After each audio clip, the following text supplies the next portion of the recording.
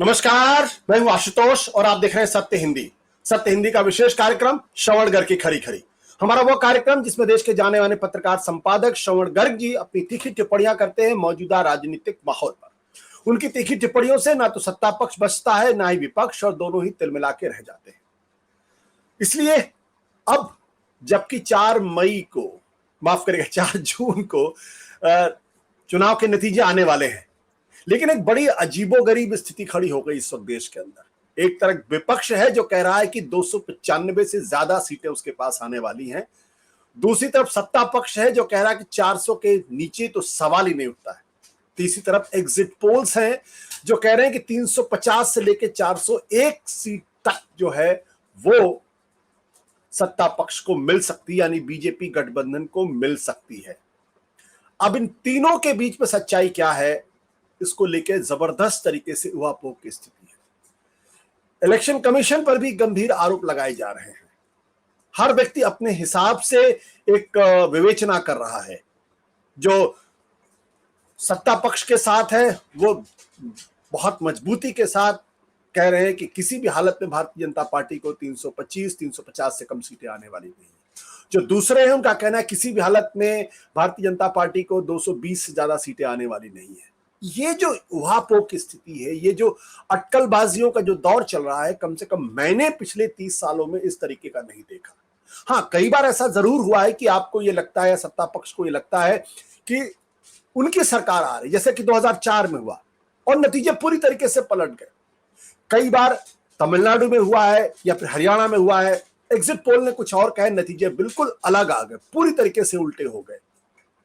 वो सब तो चलता रहता है, लेकिन ये दावे प्रतिदावे और एक दूसरे को के प्रति जो एक जिसे कहते हैं कि नफरत शब्द थोड़ा ज्यादा बड़ा शब्द है, लेकिन उस तरीके की स्थिति ये बहुत चिंताजनक सवाल खड़े करता है। और दरअसल आज श्रवण जी से हम यही जानने की कोशिश करेंगे कि जो स्थिति पैदा हो गई इस देश के अंदर लोकतंत्र को लेकर, ये कई बड़े गहरे सवाल खड़े कर रहा है। और अगर इनका समाधान अगर जल्दी नहीं हुआ तो फिर ये लोकतंत्र का जो हमारा पर्व है वो उत्सव में न बदल के किसी और चीज में भी बदल सकता है।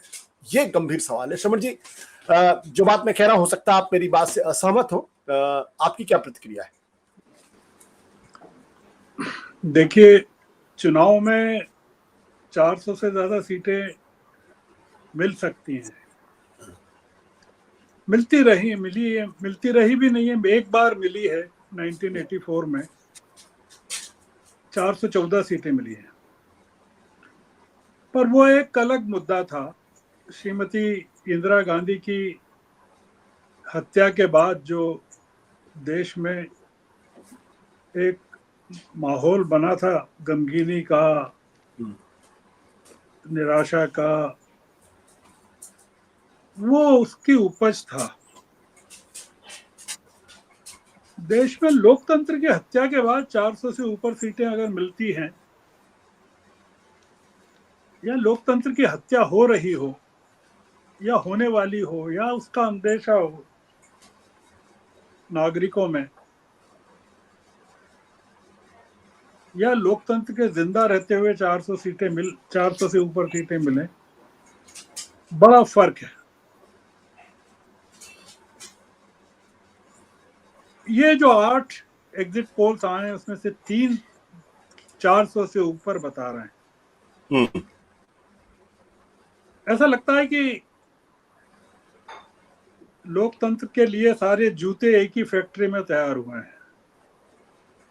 ये सारे एग्जिट पोल जो हैं किसी एक ही फैक्ट्री से बनकर निकले हैं और अलग अलग डिपार्टमेंटल स्टोर में पहुंचा दिए गए हैं कि आप इसकी अपनी ब्रांडिंग कर लीजिए, आप अपना ठप्पा लगा दीजिए। मैंने ये जो पागलपन है इस वक्त मुल्क में, ऐसा पागलपन नहीं देखा मैंने। मतलब 1962 के बाद से तो बाकायदा होश संभालते हुए चुनाव में भाग लिया है, मतलब प्रचार वगैरह किया है, और मुझे पता है बहुत अच्छे से है। 57 को भी देखा है, पर 62 की मुझे बहुत अच्छे से याद है। ये जो इस तरह जो आज जो दिख रहा है, 3 जून को जो दिख रहा है, 4 जून को लेकर जो पागलपन दिख रहा है देश में, मुल्क में, वो ऐसा लगता है कि 14 अगस्त के बाद देश का कोई एक और बंटवारा होने जा रहा है। कोई विभाजन हो रहा है देश का, नए किस्म का विभाजन हो रहा है। अगस्त 1947 में सांप्रदायिक आधार पर देश का भौगोलिक और सांप्रदायिक विभाजन हो चुका था, भौगोलिक विभाजन हो चुका था। पर अब ऐसा लग रहा है कि भावनात्मक आधार पर जो कुछ बचा हुआ था, उसको इस चुनाव प्रचार के दौरान पूरा कर दिया गया, और उसके नायक प्रधानमंत्री हैं। उनके नेतृत्व में ये विभाजन पूरा हुआ है। और ये जो नया बंटवारा है, ये राजनीतिक भी है, आर्थिक भी है और धार्मिक भी है। तब खतरनाक है। पहले वाला बंटवारा तो बिल्कुल स्पष्ट था कि हिंदू मुस्लिम के आधार पर पॉपुलेशन का था। ये पॉपुलेशन से भी अलग कोई चीज है कि देश में रहते हुए नागरिकों का बंटवारा। मतलब आप देश में रहेंगे पर आपको बांट दिया जाएगा। मतलब वो एक बंटवारा था जिसमें कुछ लोगों को ऑप्शन दिया गया था कि आप वहां भी जा सकते हैं, यहां भी दे सकते हैं। ये खतरनाक है। आप देख रहे हैं कि पिछले 10-12 दिनों से शेयर मार्केट पूरी तरह टूट रहा था, हर दिन टूट रहा था। उसको सहारा देकर उठा रहे थे। मैं 11 बजे तक के आंकड़े देख रहा था, 11:15 बजे तक के, कि 12 लाख करोड़ रुपए का नया कैपिटल शेयर मार्केट में हो गया, केवल एग्जिट पोल्स के कारण। मैं नहीं जानता कि कल कितने लोग इसमें से जिंदा रहने वाले हैं इकोनॉमिकली, या तबाह होने वाले हैं, या प्रॉस्पर होने वाले हैं, कुछ नहीं कह सकते। और ये इसको भी एक खूबी मानना चाहिए कि रिजल्ट आने के पहले जो अदानी साहब हैं, वो एशिया के सबसे बड़े धनी व्यक्ति करार दिए गए। मतलब अंबानी को उन्होंने पीछे छोड़ दिया। अंबानी को ये खबर मिली होगी स्पेन में, जब वो अपने बेटे की शादी में लगे होंगे, कि वो अब एशिया के सबसे बड़े उद्योगपति नहीं रहे, धनी व्यक्ति नहीं रहे। एक ये जो अभूतपूर्व स्थिति है, वो ऐसा लगता है कि तब मैं नतीजों की प्रतीक्षा तो पूरी दुनिया करती है, हर चुनाव के बाद सारी पॉपुलेशन करती है। भारत को लेकर एक अजीब सा माहौल मैं देख रहा था, अंग्रेजी के वेबसाइट देख रहा था, विदेशों के पढ़ रहा था। सारे के सारे जो गार्जियन है, या बीबीसी है, या न्यूयॉर्क टाइम्स, वॉशिंगटन पोस्ट, इतना कवरेज मैंने इंडिया को लेकर, इंडिया के चुनाव को लेकर कभी नहीं देखा कि इस तरह से दुनिया में एक माहौल बना हुआ है कि भारत में चुनाव हो रहे हैं, उसके 4 जून को नतीजे आ रहे हैं। मतलब अमेरिका के चुनाव को लेकर भी इतना माहौल नहीं है। वहां ट्रंप का इतने काउंट्स पर कन्विक्शन हो गया है, जुलाई में उनको सजा होने वाली है। पूरा अमेरिका सांस रोक कर देख रहा है क्या सजा होती है, और वो जो सजा है वो 20 साल तक की हो सकती है उनको। उसके बावजूद अमेरिका से ज्यादा हिंदुस्तान को लेकर पागलपन, जैसे कोई किसी सुनामी के लिए देश को तैयार किया जा रहा है कि कुछ बहुत बड़ा हो रहा है। और आप पाएंगे कि जो शेयर सट्टा बाजार है, वो अलग कहानियां कह रहा है। मतलब शेयर मार्केट में जो लोग हैं, जो पैसा लगाते हैं, वो अलग होते हैं, और जो सट्टा बाजार में जाता है आदमी, वो अलग होता है, छोटा आदमी होता है। जैसे देश का विभाजन इन्होंने किया हुआ, वैसे ही शेयर बाजार और सट्टा बाजार का भी विभाजन किया हुआ है। इस चुनाव की जो सबसे बड़ी जो चौंकाने वाली बात है, जो आपने भी अपनी भूमिका में कही, हम्म। वो ये कि इंडिया गठबंधन जो है वो 295 के आंकड़े पर कायम है। जी। आप अगर देखें कि एग्जिट पोल्स की जो धांधलियां हैं वो कैसे उजागर हो रही हैं, उसके लूप होल्स कैसे उजागर हो रहे हैं, कि जहां कांग्रेस ने इतने कैंडिडेट्स खड़े नहीं किए तमिलनाडु में, वहां बताए जा रहे हैं इतने खड़े किए, इतने जीत रहे हैं। बंगाल को लेकर ऐसे ही आंकड़े दिए जा रहे हैं, आंध्र को लेकर दिए जा रहे हैं। पर इंडिया गठबंधन के आंकड़े जो हैं 295 के, वो ज्यादा ईमानदारी के नजदीक लगते हैं, तो सच्चाई के नजदीक लगते हैं। वो लगता है कि हाँ, ये इन्होंने बहुत मध्य प्रदेश को लेकर जैसा मैंने देखा, या उत्तराखंड को लेकर देखा, या हिमाचल को लेकर मैंने देखा, या तेलंगाना को भी लेकर देखा मैंने, आंध्र को लेकर, खासकर आंध्र को लेकर, कि जहां कोई दावा कांग्रेस का बड़ा नहीं है, एक ऑनेस्ट एडमिशन कि भाई हम कहाँ, हमको कितनी सीटें मिल रही है, जो जमीनी तौर पर उन्होंने प्राप्त की है।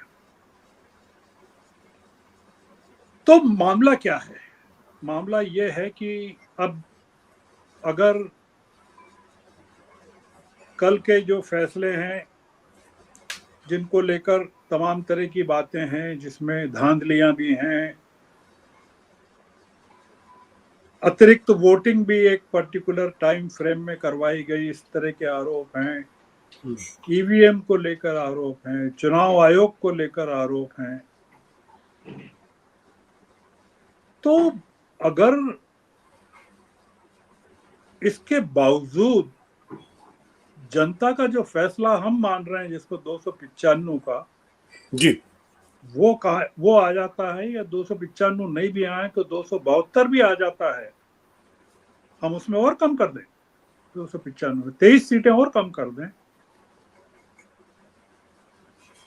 तो ऑप्शन में, दो ऑप्शन में एक चीज ये है कि क्या ये पावर का ट्रांसफर हो जाएगा, और जो भक्तों के हाथों में तलवारें निकल आई हैं उन्माद की,